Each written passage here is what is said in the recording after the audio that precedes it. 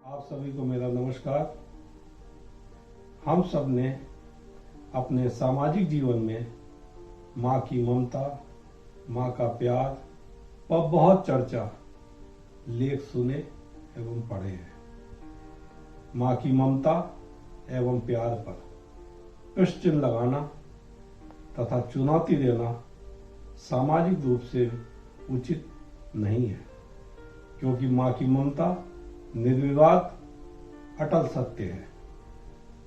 लेकिन पुलिस सेवा के दौरान अनाथालयों एवं कूड़े के ढेर तथा नालों में पड़े मिले नवजातों ने मेरे मस्तिष्क में एक विचार पैदा किया।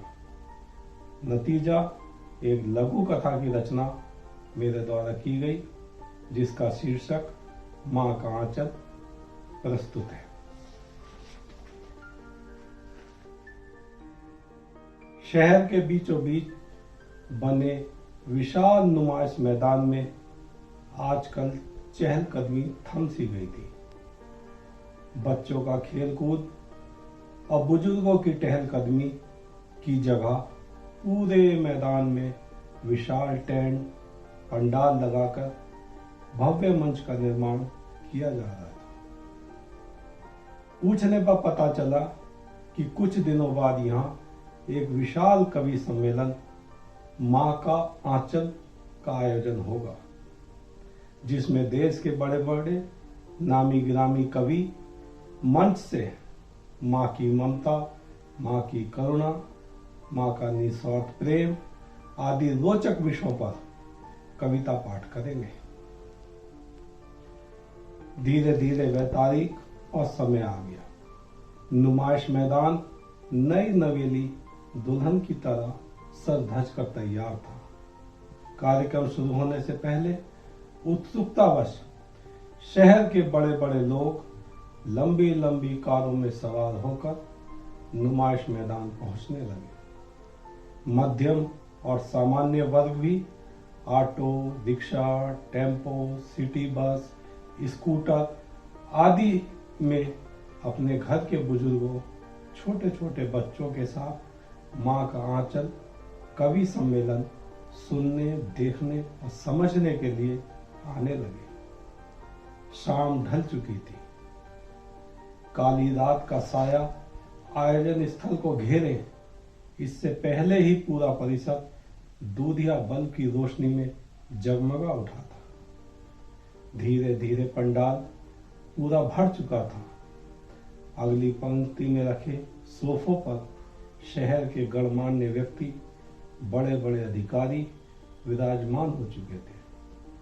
मध्य सोफा अभी खाली था, जो मुख्य अतिथि का इंतजार कर रहा था। थोड़ी देर बाद मुख्य अतिथि भी भारी लाव लश्कर के साथ कार्यक्रम स्थल पर पहुंच गए। उनके पहुंचते ही मंच का पर्दा धीरे धीरे खुला और दीप प्रज्वलित करने की रस्मी प्रक्रिया के बाद देश के कोने कोने से आए बड़े बड़े विद्वानों, कवियों ने वात्सल्य रस में डुबो डुबो कर माँ की ममता, करुणा, दया, प्रेम से भरी कविताओं का काव्य पाठ कर माहौल में समा बांध दिया।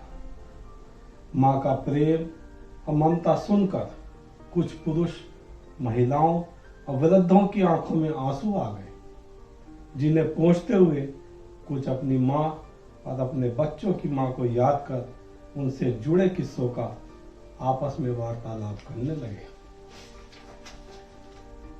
चारों तरफ ममतामय माहौल हो गया।